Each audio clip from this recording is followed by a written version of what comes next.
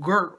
So our favorite, or at least Thick Chick's favorite, ratchet reality television show is back, and it is loud, live, and in motherfucking color, girl. Yes, she is. Yes, she is. And excuse these fucked up ass brows I have going on, girl. It is what the fuck it is, okay, girl? First and foremost, y'all know I got me some notes here, bitch. I'm gonna try not to make this review 40,000 years old. I'm gonna try to do a little bit of cutting and shit when I find myself rambling, but let's go ahead and get into this shit. So it starts out, girl. They pulling up all and they, they big they fancy cars and shit. You have Carly Red who pulled up in a girl. What the hell was that? I don't know. It was green. It was cute. I don't know what the fuck it is, but it was cool. So you basically have all the ladies. They're meeting up. Well, some of the ladies they're meeting up to discuss what's been going on with them over these last few months. Carly Red basically said that she had, of course, we know she has a store in Atlanta. But she also lets us know that she has a store now that opened up in LA. So she's doing pretty good. So shout out to you, Carly Red. Also, we know that Rashida now has a store of her own. And it ain't just no Rudy Poot ass shit. She actually has a nice ass store. Now, I am going to be touching on that a little bit. One of the main reasons is because, I love my family. I know y'all love your family too. But when you don't really mix business with pleasure, okay? And we can already see that Rashida's family, her mother and her stepdaughter, they are taking advantage of her as far as working in her store and shit. Motherfucker, how the fuck you just sitting there just randomly sitting there stuff in your face behind the counter while you're supposed to be serving customers, and you got the stepdaughter over there sitting in a chair on Snapchat and shit. But girl, that's how family do you. Family feel like you can't say shit to them because they're family. That's one of the main reasons why you can't necessarily hire family to be your employees. But then I kind of understand the storyline, girl. It's the storyline because I'm pretty sure you can go to Rashida's store in Atlanta. You probably won't even see her mother or her stepdaughter in there just on a regular Rudy Poo ass day. But of course, for the television show, girl, they gonna be there. Just saying. So go up in there one day when they're filming. You probably won't be able to get in there at that particular point in time. But just saying. Let me move on, okay? So like I said, Rashida and Carly Red, they're doing okay. Now, we remember they had their whole little situation last season.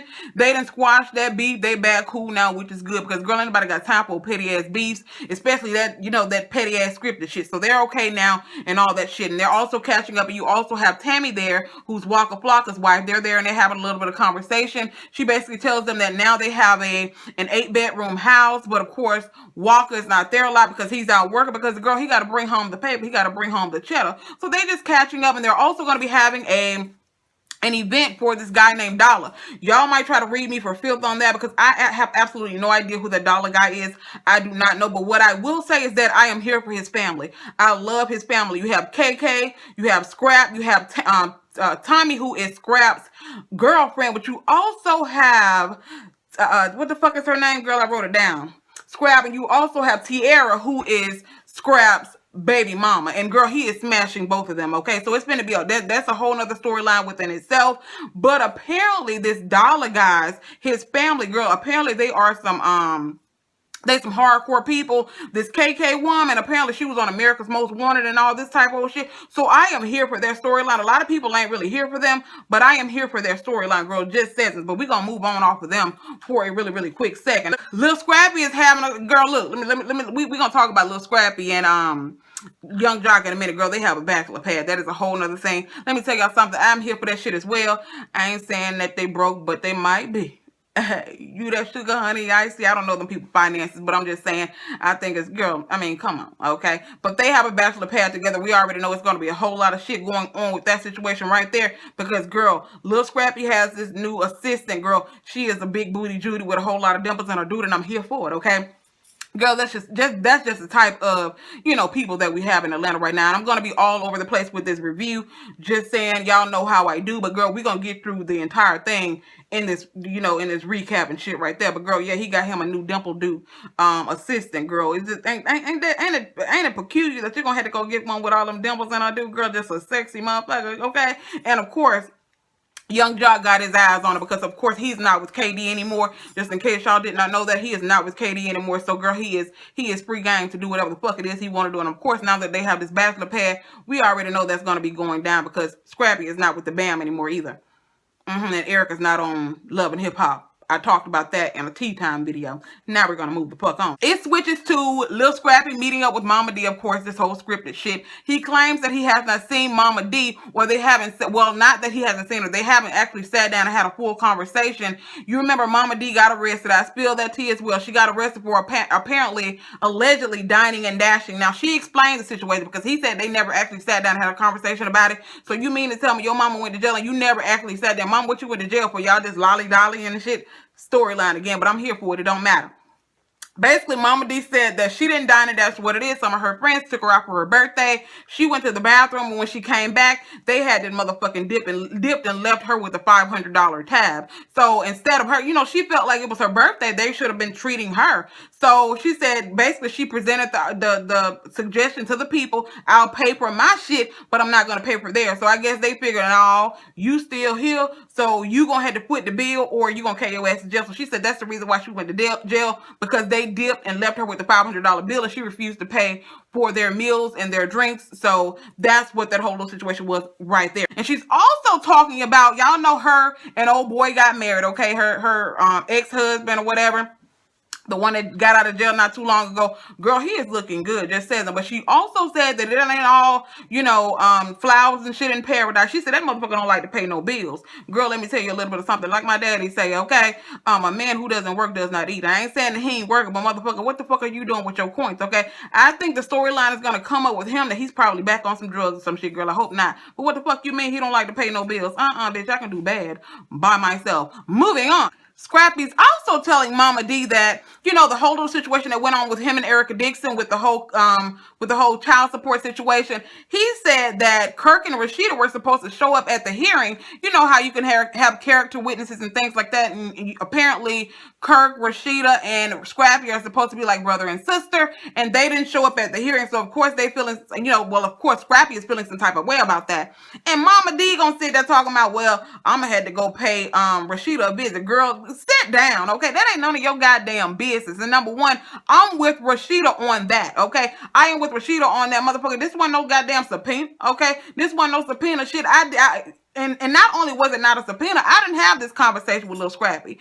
Lil Scrappy had this conversation with Kirk. So the conversation between Kirk and Kirk can't fucking volunteer me to do no shit. And plus, she was somewhere filming Rosewood, okay? And she said that Kirk presented her with this shit the day before the shit was supposed to happen. She said she had shit to do. And she said not only that, she didn't want to get involved. And I can totally understand because we know that Rashida and Erica are cool. So why the fuck I'm not gonna show up at my homegirl child support hearing, being no character witness for your baby daddy. I don't want to be in that motherfucking shit. So I'm here, I'm on Rashida's side on that. You can't fucking get mad at me talking about you want me to be a fucking character witness. You ain't got no other fucking friends besides trying to get someone who is friends with your baby mama to come and be a character witness for you. No, that's some old shady ass shit. So I'm with Rashida on that. I wouldn't have went to be no damn character witness for his motherfucking ass either. Not no shade. That's just the goddamn truth. Now we're gonna move on. Miss Mimi Foss. Okay, yes, we're about to talk about Miss Mimi Foss. Well, Mimi Foss decided that she wants to introduce us to her new boo thing, Chris. And of course, we're all anticipating to see this tall, handsome, fine-ass man. This girl, at first we didn't know it was a girl. This person pulls up on one of the little go-kart situations, girl, pulls off her little mask, and girl, it is a woman. And let me tell you something, Chris is fine as hell. Y'all know I ain't never been with a woman, have no desire to be with a woman, but Chris is sexy to me. I'm just saying. So shout out to Mimi, girl. But we know it ain't no surprise that Mimi decided that she wants to dibble and dabble in a little bit of, cooter every now and then. I mean, she's made it no secret that she has had lesbian experiences with other women. And girl, it ain't no secret as well that she's been having threesome with Hosseline and CBJ, girl. Whether it was once, whether it was twice, nobody knows. We know that Mimi has dibbled and dabbled in a little bit of cooter from time to time. But I guess everybody was expecting for this Chris person to actually be a man. But like I said, girl, Chris is fine. So shout out to you, Mimi. Do your thug thizzle. She basically tells Chris that she's ready to introduce her to her friends and things. Because, the only people that know about her right now is Arian and, of course, Mimi's daughter. But it's Chris's birthday is coming up and she wants to throw her this birthday bash. She wants to invite all of her friends to basically introduce Chris to everyone because they've been together for a year. And she basically just wants to come out with the whole little situation that Girl, look, I'm happy. I'm dating a woman, and now let's move the fuck on. I mean, it really shouldn't matter who a person is sleeping with. It has absolutely nothing to do with you. So shout out to Mimi for that, okay, girl? But like I said, I'm not surprised, and I hope that you guys aren't surprised either. I mean, it's not like it was a big ooh to me that she was actually sleeping with a, has a woman for a girlfriend. It's not that big of a deal to me because, girl, we already know that Mimi gets down with the get down, okay? Moving on. We also learned at this event that KK, which is Scrap's mother, we learned that she does not like Scrap's baby's mother, who is Tommy, okay? She doesn't like her. And we later learned from Tommy that the reason why this woman does not like her is because she killed a dog or some shit like that, some old petty ass shit like that. But anyway, girl, like I said, these people are supposedly some type of, girl, I don't know if they kingpins, I don't know what the hell they are, but the one was on America's Most Wanted, as I said before, but I am loving their storyline. KK tells Tierra that she wants to have a conversation with her, and later on they meet up at I guess it's KK's home or Tierra's home. I'm not 1,000% sure. And KK basically tells her that Tommy is trying to ease her way back in the picture, basically telling Tierra that Scrap has been sleeping over Tommy's house.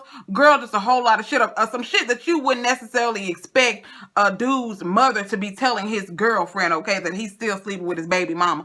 But I guess that's what folks do when, you really don't want your son with the baby mama or whatever because they really ain't getting along over this damn dog. But you have Tierra who's talking about, oh, I know where she works. So you claim you don't even know this girl, okay? You claim you never met her, but you know where she work at. That shit was low-key. That shit, I was like, damn, they couldn't script that out a little bit better because it really honestly and truly made no damn sense. She claims she knows where the girl works. The girl works at a club as a bartender, but she also has a really, really good job. I forgot what she said. She said she's some type of financial something, but she has a good job. But of course, she has 4 children, and girl, she wants to be able to do a couple of few things besides pay bills. So she took a night job as a bartender at this club. So Tierra is apparently friends with Carly Red. How the fuck girl, we know they all met probably on the set or whatever, but she claims to be friends with Carly Red, and she invites Carly Red, and Carly Red decides to bring Jessica Dime along to this club, okay? Carly Red said, oh, she invited me out to this, sketchy ass club. So they get in there. So you have Tierra,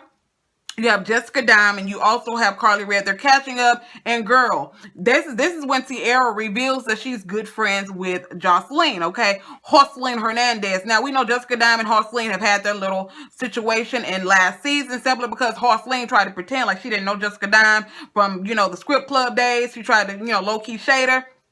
So Jessica Dime's really not here for her. But, of course, Tierra's like, well, I ain't never had no issues with her. She's cool to me. And we already know that, Carly Red and, girl, they didn't got the fussing and fighting. They was cool at one point, and then her and Jocelyn fell out and all that shit. So don't nobody too much care for Jocelyn, but this Tierra girl, she's very adamant that the girl, that Jocelyn ain't never getting in her. So she's not about to shade her, basically. Then, all of a sudden, girl, we see, okay, Tommy, who is Scrap's baby's mother, very, very beautiful chocolate sister. Girl, we see Tommy. She just so happens to be their waitress, okay? And I'm thinking to myself, bitch, can this not be any more scripted? So, of course, she shows up. She was like, yeah, his baby's mama's my waitress. Girl, are you serial right now? Are you serial? But like I said, whatever, I digress. So she comes over, she asks them what they want to drink, etc., etc. They tell her what they want to drink. She goes to get it, and of course she was like, that's the baby mama right there. Now, Carly Red and Jessica Dime, of course, they were not aware that they were being invited to this club on some old shady ass, spy ass type shit. But we know Carly Red, she's a messy motherfucker. So, of course, she starts to edge the shit on. Now, Tierra, she's not going to blow her cover. She's like, you know what? I don't want her to know who I am because, remember, she claims her and the girl have never met. Okay? She's basically there just to get some tea, okay? How you expect to get tea out of your waitress is unbeknownst to me. But Carly Red being the messy motherfucker that she is, she decides to invite Tommy, who is just a damn waitress, okay? Not saying just a waitress, but she's just their waitress. But you all of a sudden, girl, let me get your number. Let me invite you to this party. Girl, who does that? What type of shit is that? She gets the girl's number. She invites her to the party that Mimi is throwing for Chris. Now, in the midst of all of this, we get the tea, okay? Because, of course, Tommy reveals that she knows Jocelyn too, and she also says that Stevie J is kind of like her. What the fuck did she say? Like her brother or some shit like that. So of course now it's we like, oh, okay, this shit is just, girl. I know Atlanta is small, but come on, girl. Come on, girl. I mean, come on. Can this be any more peculiar? Okay, peculiar. So then we get into, she decides that she wants to just blurt out, yeah, I'm also Scrap's baby's mother. Okay, I'm also Scrap's baby's mother. And Carly's like, oh, okay, cool. You know, y'all still together. She was like, well, whenever I feel like it. Basically saying that they get down when they get down whenever she feels like. Now we know, okay, it is no secret, ladies, that if you're out there, a lot of you know that a lot of times when you break up with your baby's father, not everyone, okay, not everybody, but sometimes when you break up with your baby's father, y'all, you know, you single, he's single, y'all still might dibble and dabble. People do that all of the time, so it's not any type of big secret, okay? But you don't dibble and dabble when that person has a girlfriend. But of course, if Tommy and Tierra don't know about each other, I'm not really understanding the reason why Tierra's feeling some type of way. Why are you upset with Tommy if you claim y'all never met, y'all really don't know about each other, etc., etc.? I don't know. Maybe I missed the part where she said that the girl knew about her. I don't know. It could just be that Scrap never even told Tommy about you. So, girl, why are you pressed with her? Why are you trying to start beef with her? Why are you showing up at this girl's job? That's how people get their motherfucking wig split, when you just go showing your ass up at people's job on some okie doke ass shit. I wouldn't have felt no type of way if Tommy would have clocked your motherfucking ass in the head with a bottle, girl. Just says it. Back at Rashida's shop, okay, of course, like I said, her mama in there stuffing her face, her stepdaughter in there on Snapchat snapping up and shit, okay? So she shows up and she's like, shouldn't y'all be working, etc., etc.? And then next thing we know, Mama D shows the fuck up. Because remember, Mama D told Scrappy that she was going to pay Rashida a visit. Even though Scrappy told her, mind your business, Mama. I don't need you pulling up on Rashida like that. Because Rashida, we know Rashida can be a little ratchet when she wants to be. So she ain't just going to let nobody punk her. So she comes up in there, basically voicing her opinion about how she feels about Rashida not showing up to Scrappy's hearing. And of course, again, like I said before, Rashida said this wasn't no goddamn subpoena. Okay, not only that, he brought this to me the night before. You don't bring some shit to me the night before and tell me I need to show up at a hearing or some shit. And not just that, that is my friend. I don't want to be involved in that, and I'm not upset with her for that. And of course, Mama D want to get all loud and shit, but of course, girl, Rashida mama ain't no punk either. So Rashida mama, popped up in the picture like, well, what you need to calm down, etc., etc. So they have a little few words, and Rashida's mama tell her, well, you need to get the hell out then. And next thing I know, girl, please explain to me where the fuck Mama D, you just randomly walking around with some fucking hay inside of a vanilla envelope. Seriously?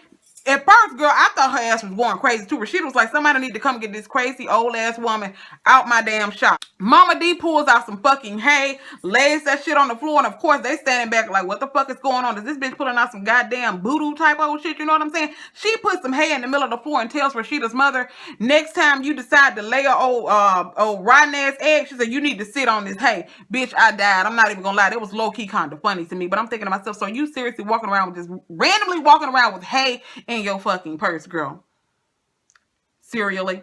So Tierra decides to confront basically Scrap about the whole Tommy situation, because of course, since they were at this club and Tommy spilled the beans that she basically sleeps with Scrap whenever she wants to or whenever she feels like it, Tierra decided she wants to present this to Scrap. So they're in the house, she's all dressed all sexy and stuff, which a lot of people do. Girl, sex is not gonna keep no nigga. You can clearly see that sex ain't gonna keep. She basically tells him, yeah, I got in, I hung out with this girl named Carly Rae, etc., etc., went to this club, and we saw this girl in there named Tommy, and she basically said that she knew you, etc., etc. And that's how she basically reveals to him that she basically showed up to this girl job, okay? Clearly, okay? She basically asked him, she said she was still sleeping with you, she said she your baby mama, etc., etc. And basically, she tells him, look, if you're gonna be dibbling dabbling, you think you can have your cake and eat it too, I'm not here for that. You gonna have to pick and choose, or I'm gonna have to get ghosts. And of course, he hits her with the I don't respond very well to threats. Typical shit that dudes say when you catch their ass cheating and threaten to leave them. I don't really respond too well to threats. Motherfucker, what you should have did when you found out that this motherfucker still sleeping with his baby mom, you should have got your shit, and you should have. Matter of fact, motherfucker, y'all don't even live together. Tierra is like, look, okay, if you can say whatever the fuck you want to say, but at the end of the day, you gonna need to tell her that we together, okay? And he said, okay, I'll tell her that we together. If that's what you want, I'll tell her that we together. In his post interview, he decides to say, I'm gonna tell her in my own time. We know that's code word for I ain't gonna tell her at all. But Tiara got other plans, okay? Her plans are to, once she get to Mimi's party, to basically confront this chick and ask her whether or not Scrap has told her that they're together. Girl, get your goddamn life, okay? Get your life.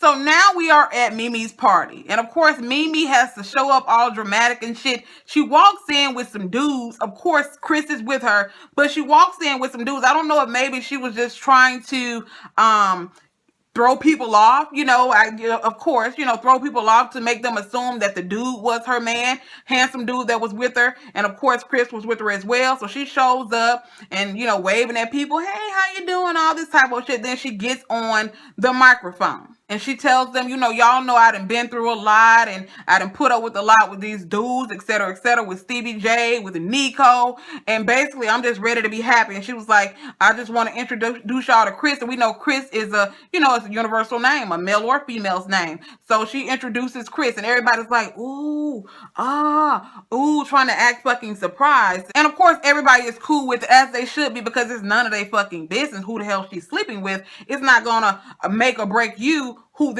Mimi decides to lay down with. So everybody's cool. Of course, Jessica Dime is throwing a little bit of shade. She don't even really know Mimi, but of course she's throwing a little bit of shade here and there. But I guess I've noticed since Jessica Dime came on the scene, she's really trying to fit in, girl. She's trying to just be overly dramatic in every type of situation. But I do like Jessica Dime. She's starting to grow on me. But she's a little bit.